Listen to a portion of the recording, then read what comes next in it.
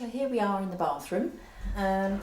One of the important areas that we deal with, and an area that is it's a simple activity, but it's one of the most dangerous, I think, and most risky.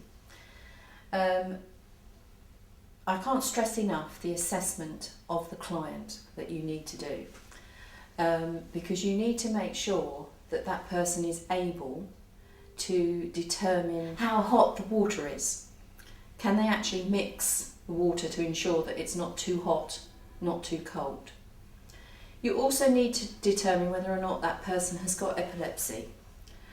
If somebody has got uncontrolled epilepsy, I would not be showing them how to get in the bath, because if they did have a fit in the bath and they're on their own, they could die.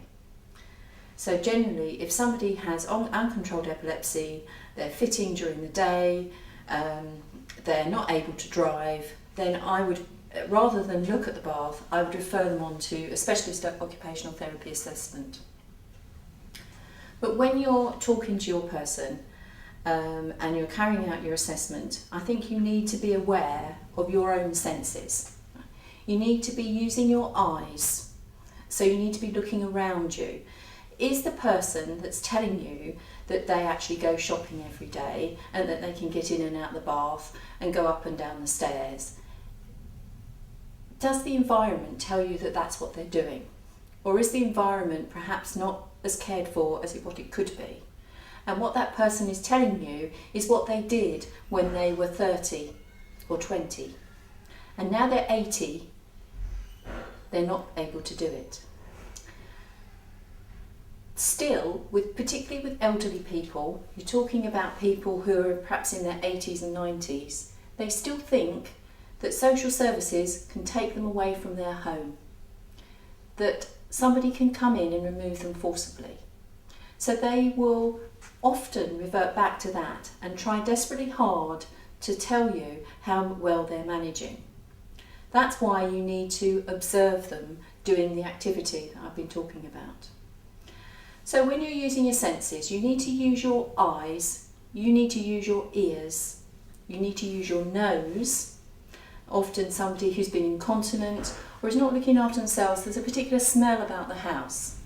And also, often you get a particular taste in your mouth in particular properties that you go to visit. And that's often the fact that the client isn't coping all right, and the general standard of hygiene has gone down, not only in themselves but also in the environment they're living in their home. So if somebody is saying to you that they've got a problem with the bath, it could be that they're very happy to have a wash down. And if they're happy to have a wash down, then I wouldn't try and introduce any other activity. If they want to get into the bath, then I would try and ascertain, first of all, A, are they mentally able? Right. So do they understand? Will they remember? And often what I want to do is to actually see how they're managing. So first of all, I want to also look and see whether it's a metal bath or whether it's a plastic and acrylic bath. That does have a difference in the type of equipment that we would issue. But what is the problem that the person is having? Is it that they're having difficulty stepping in? Or is it that they can step in but they can't get up from the bottom of the bath?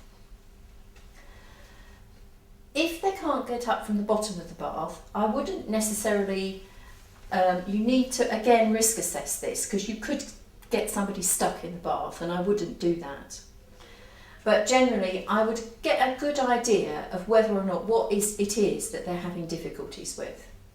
Sometimes, as I said before, what somebody is saying to you is, I just want a rail. I don't want anything else, I don't need equipment, I just want the rail, and the rail will sort my problems out. The expectations on that rail is too great. Generally, if somebody's having difficulty getting up from the bottom of the bath, they will not even be able to get up from the floor. And I often try and relate that to that. This is a very emotional thing, not being able to get in the bath.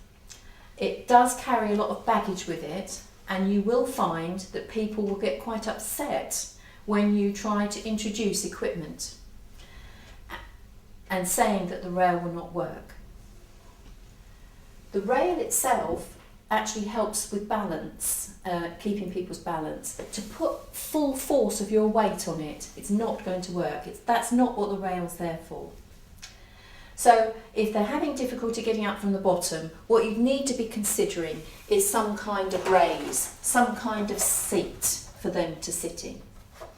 So they can step into the bath, but they can't get up from the bottom of the bath. So it would be reasonable to try something like a bath seat.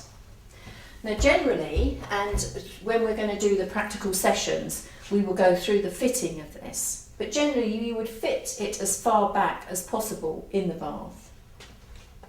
You need to be considering as well whether the person wants to bath or do they want to shower.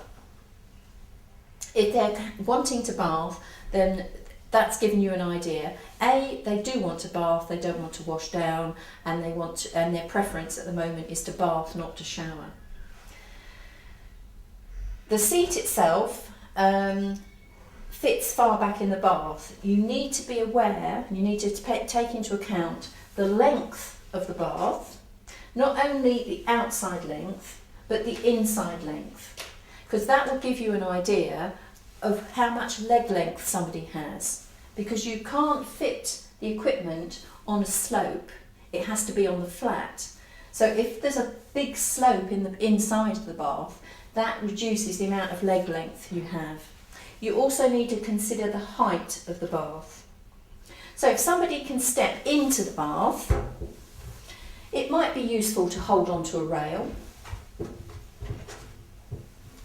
and they can sit down. The important thing is that they would have run the water beforehand and stepped in. And they don't go any lower than this. What happens sometimes, and particularly with couples, is what they'll do is their partner will remove the bath seat and so they can get down into the bottom of the bath, and then the partner puts the seat back again.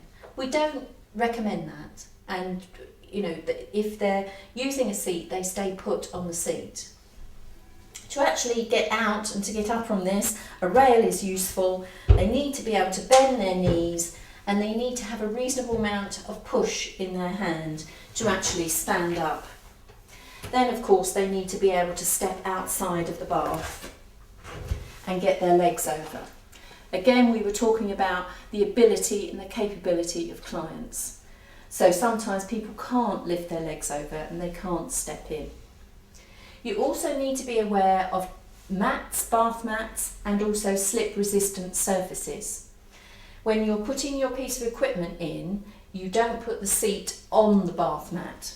You need to be aware of the slip resistant surface, that's away, so that enables the rubber suckers to actually stick properly.